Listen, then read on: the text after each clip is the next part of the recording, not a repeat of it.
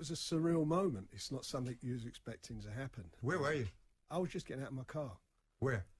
Barking, as a venue had there. Colin McMillan was fighting there, young Colin McMillan at the time.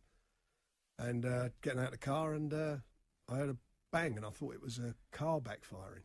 I looked around, and I see somebody standing there holding a gun. They was a little bit too far away from, probably back where Simon was, the distance. And first of all, I thought it was a joke, and I was looking around and thinking, what's all this about? And I could see he was shaking a bit. And then there was a click, nothing. And then I realised it was going to something bang, and I felt a pain in my side here. But what happened, it gone in my chest, and I was standing at an angle, and thankfully it went out. It went through my lung, and I lost half a lung and came out through. You lost half a lung? Yeah, and it came out through my. And the bullet exited the body? Yeah, yeah. So that was literally just at the angle that you were standing that probably saved your life? Yeah. Wow. So that was that, and I went on the, I sort of standing, and I had a partner. My partner is still a very good friend of mine. He's a barrister called John Bottress, who he was a very well educated guy. Went to Oxford. He was a double first, and I can remember him. I can't say the word on the radio. He went, and very well spoken. He went, "What the are you doing?" And he jumped on him. He jumped on the shooter? Yeah, and got him on the floor. I didn't realise. I mean, he's sort of running around, and I'm sort of suddenly felt this gurgling in my throat, and because obviously the blood was through my lungs, had got into my throat, and I just sort of, then I was losing my breath, and I went down on one knee, and then next minute I remember my late uncle Bob coming out, and my brother Robert, and they were standing over me and helping me and whatever, and then they said, get a doctor, and at every show we have doctors. The Boxing Board of Control doctor came out. I remember he said to me, "You got a handkerchief?"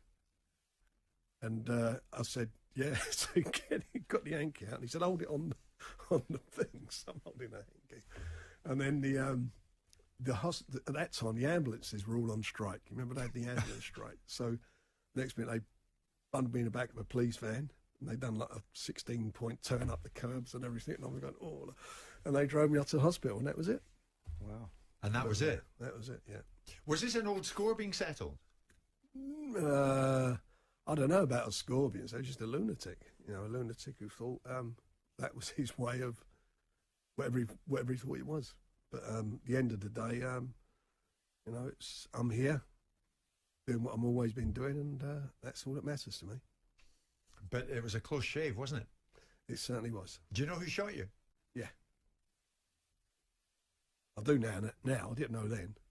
Yeah. But I do know now, yeah. Yeah. And is the individual still around today? Yeah, just about. Yeah. But, what does it tell us, Frank? Is it indeed, does it demonstrate the murky world of boxing promoting? No, it's nothing to do with it. Nothing to do with that. It's just look, you get lunatics, don't you? I mean, the Pope got shot. Ronald Reagan got shot. People get.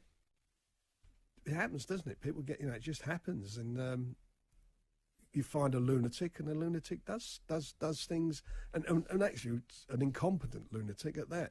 From where we're sitting, fairly close. Couldn't even get that right. Couldn't shoot straight. Yeah. And very lucky. He's just lucky to get away with it, and and even if I knew it was then, at that time when I was in court, because I wouldn't be committing perjury. Had I known it was then, I still wouldn't said it was, because rightly or wrongly, and it's not a message I would give to my kids, but that's how I was brought up. Yeah.